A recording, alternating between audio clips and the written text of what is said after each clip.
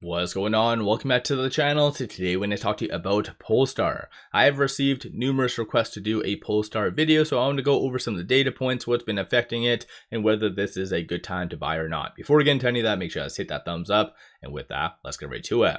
So Polestar is down 5.02% at the time doing this video, 1320 the low, 1411 the high, but very low volume. So 92,000 shares being traded. 334 is the average, and that largely is because of them doing a reverse stock split. So in case you don't know, they did a 1 for 30 on December the 9th. My last Polestar video was about 1 week prior to this, where I said that after the reverse stock split does go through, most likely it is going to sell off to roughly around that $14 range. And conveniently, lo and behold, that's exactly what did happen. So predicted a 25% pullback. A lot of people didn't like that video. A lot of people called out and just were very just negative because they didn't want to hear that. Because I think reverse stock splits, people just don't understand what actually moves a stock after a reverse stock split. Because in general, I kind of agree that a lot of the key metrics don't change. So all you're doing is just adjusting the actual share price as well as the outstanding share count. That is it. So in theory, the market cap stays the same. Operationally, nothing changes as well. What does really change is the sentiment behind it. So at the end of the day, again, some people just didn't really understand it, but whatever.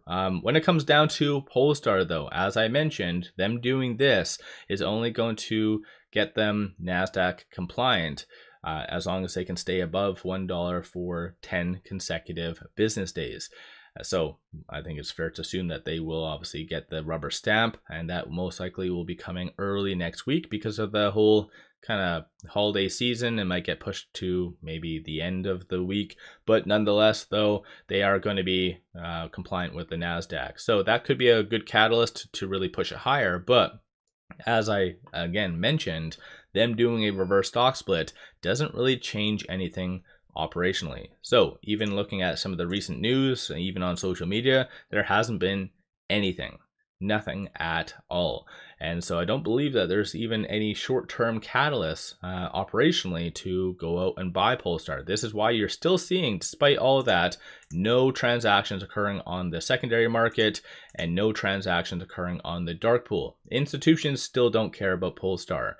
So them doing this is unfortunately not really solving their main problem, and that is just demand for the most part, arguably. But still, like I said, I think just Polestar, them doing this reverse stock split did really just slap in the face a lot of the retail investors that have been holding on for a very long time. And I've been covering Polestar on and off, clearly not frequently lately, but back in 2022, I was doing a lot of Polestar videos, which even at that stage, I was calling out management saying that they're making some very grave errors. And then 2023 onward was pretty much the kind of the death of them. So it is just really unfortunate. So I think the only thing realistically that can save Polestar is some type of merger.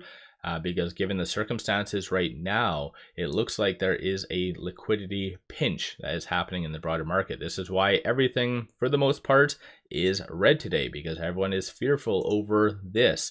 So on December the 18th in the evening, Bank of Japan interest rate decision. So if they raise rates as well, I think it's also forecasted that they're going to raise rates numerous times in 2026. That is going to cause a lot of strain on the bond market. And so, of course, you're going to see liquidity leave that, and thus then a ripple effect to equities. So I know this might be a lot of information and some of you might not understand it. I can easily break it down in a follow-up video, but that is ultimately why everything is going down. But still, it doesn't really solve any of Polestar's true main issues. So let me know your thoughts on that in the comments below.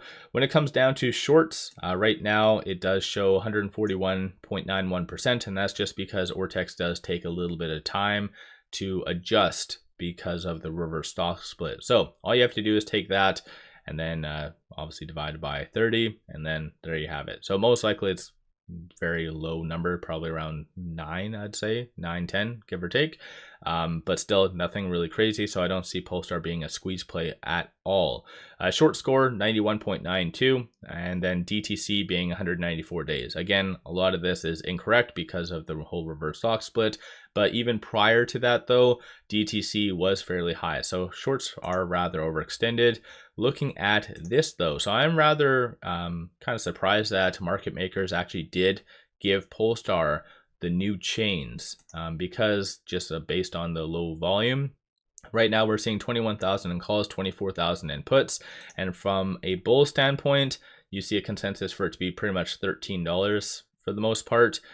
Bears are anticipating for at least the foreseeable future for it to be $13 and lower. So not necessarily the best. A lot of people are kind of using the week ending April 17th, 2026, that chain.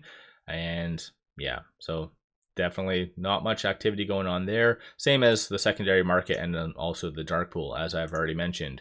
Right now with it at 1348, it is trading between this S1 and this S2. So this 1279 is going to be that next strong support, followed by $9. Flip side 1514 and then 1894 is going to be the next strong target / resistance. So I think in the short term it is going to continue to sell off alongside much of the greater market. But I think with them getting the NASDAQ compliance, if you can time it correctly, that one will be a good catalyst. So all you have to do is kind of look over here, and they have to be trading above $1 for obviously 10 consecutive business days. So today would be the 4th day. So you had that 22 or 23% red day, 14% red day, and then you had that nice recovery. But so today would be day number 4, so you can kind of just calculate that. But like I said, I think just generally them doing a reverse stock split doesn't really fix anything operationally. On the actual chart itself, things don't look good at all. And so yeah, right now it's below every single moving average that generally I, alongside many other technical individuals, look at. Right now stochastic RSI is at about 35, so not really overbought, not really oversold, but looking at the market position, you don't see that much in willing buyers. And those individuals that do want to buy is more oriented towards the $12 range. So let me know your thoughts on Polestar. Are you buying? Are you selling? What's your general thoughts on Polestar? And then one final thing, aside from Polestar, if you are looking for some on-point buy signals on stocks, options, crypto, pop over to my Stacked account. Just launched it roughly around a couple weeks back, and many of the swing trades and day trades I've been putting out have been on point. So pop over there, take a look, link in the description below and also the comments. With all that said, appreciate all of you watching.